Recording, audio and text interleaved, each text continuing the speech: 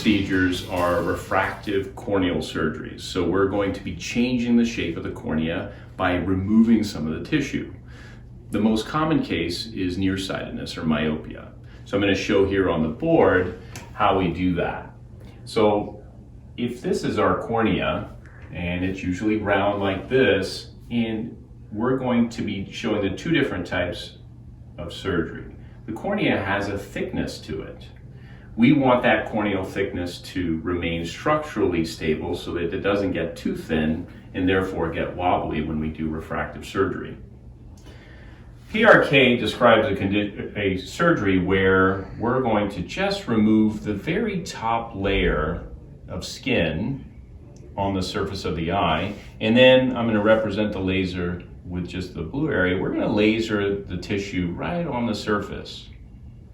That's PRK in a nutshell. When we're correcting nearsightedness, there's actually a little bit more we remove in the center. The skin, which I'll represent by green, is going to then grow over the surface of the eye over a course of 4 to 5 days. That's why PRK patients take a little bit longer to heal, and there is a little bit of discomfort after surgery, but we put a bandage contact lens on the surface of the eye.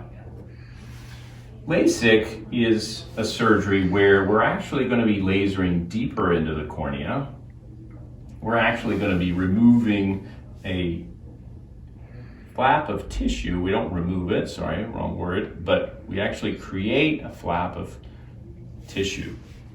We will then peel this flap back surgically, and then we remove the deeper layers of the cornea with the laser.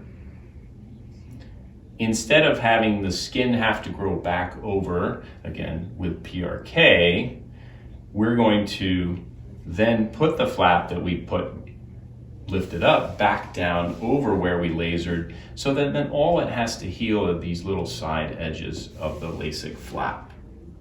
So this is the difference between LASIK and PRK. And LASIK is a procedure where we're lasering the deeper layers using a flap, and it's a little bit quicker healing time. Both PRK and LASIK have the same result.